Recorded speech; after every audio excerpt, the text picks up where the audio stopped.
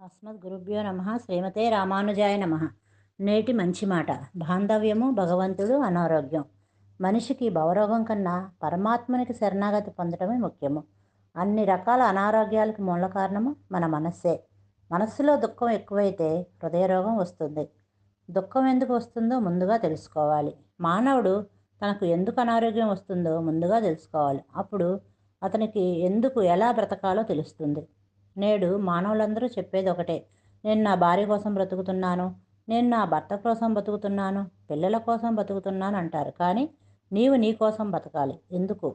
నిన్ను ఈ భూమిపైకి మానవుల్లా పంపి బ్రతకడానికి ప్రాణం పోసిన ఆ భగవంతునిపై అమితమైన ప్రేమను పెంచుకొని ఆ పరమేశ్వరునిలో మమేకం అవ్వడానికి మాత్రమే బతకాలి.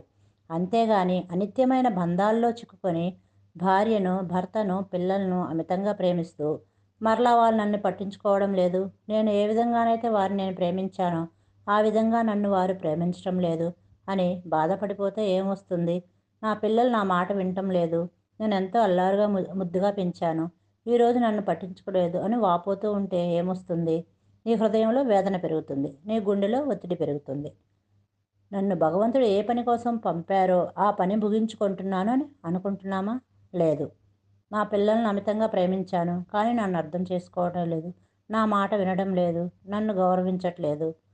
ఇలా ఈ ధ్యాసలో పడిపోతున్నాం, కానీ భగవన్నామం గురించి భగవద్ధ్యాసలో అసలు ఉండట్లేదు.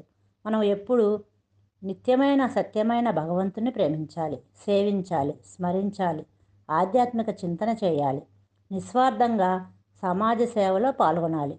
నీకు ప్రసాదించిన అన్నాన్ని నలుగురికి పంచాలి, సాటి మానవులకు నీకు తోచినంత సహాయపడాలి. అప్పుడే అనారోగ్య బాధలు తీరి భగవంతునికి దగ్గరయ్యి భవబంధాల నుండి బయటపడతాము. మనం ఆనందం పంచుకునే వారికంటే మన బాధను పంచుకునే వారిని ఎప్పుడూ వదులుకోకూడదు. ఆనందం అందరూ పంచుకుంటారు, కానీ బాధను కొందరే పంచుకుంటారు. మనకు ఏవైనా బాధలు, కష్టాలు ఉంటే వాటిని ముందుగా భగవంతునికే చెప్పుకోవాలి. ఎందుకంటే ఏ బాధలు లేనివాడు మాత్రం వేరొకని బాధలు తీర్చగల సామర్థ్యం కలిగి ఉంటాడు.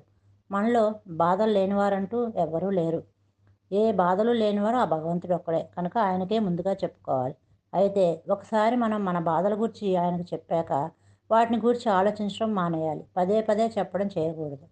భగవంతుడే వాడి సంగతి చూసుకుంటాడు అన్న ధీమాతో మన పని మనం చేసుకుంటూ ఉండాలి. ఇదే అసలైన విశ్వాసము, ఇదే నిజమైన శరణాగతి. జై శ్రీమన్నారాయణ.